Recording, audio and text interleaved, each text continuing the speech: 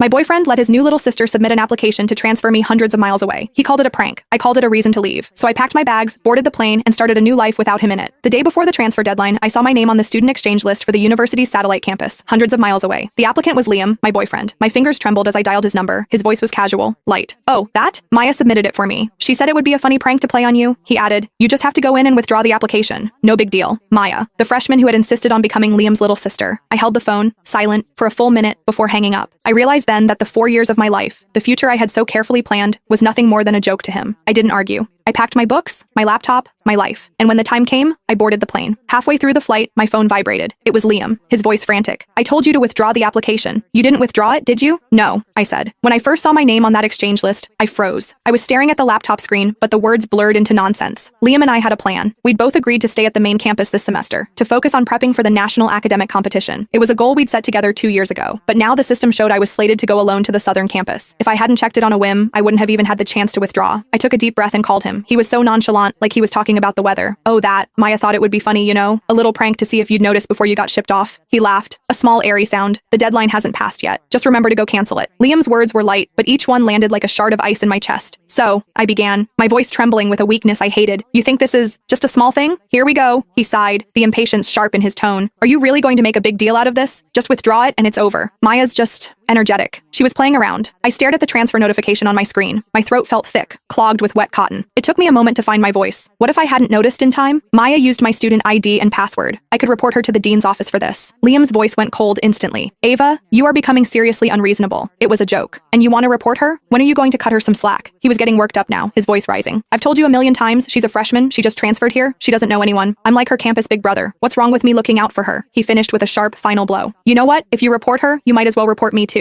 The line went dead. The dial tone was a high, piercing whine that drilled into my ear, pinning me to my chair. I held the phone, my own shocked face reflected in the dark screen. The sounds of the library around me faded into a distorted silence. High school to college. I'd known Liam for 5 years, dated him for 4. He was my boyfriend, the upperclassman who had guided me through the confusing first days on campus. I thought back to freshman year of high school, when I'd hidden in a library carrel, crying because I was homesick. He'd found me, sat with me, and talked me through it with a gentleness that soothed the ache in my chest. I remembered the homecoming dance our sophomore year, when a senior girl wouldn't leave him alone. I'd walked right up and looped my arm through his, claiming him. The way he'd looked down at me then, his eyes crinkling with a smile. After the dance, walking me back to my dorm, he'd asked me to be his girlfriend under a sliver of a moon. 5 years had woven him into the very fabric of my life. Everyone said we were the campus golden couple, destined to walk the same path. We'd already planned it all out. After graduation, we'd stay in this city, get an apartment, adopt a cat. We were going to carefully transplant our student love into the real world and watch it grow. Everything was supposed to run on its designated track, smooth and steady, toward a bright future. But now, I was staring at a cold, digital notification that felt like a punchline to a joke I wasn't in on.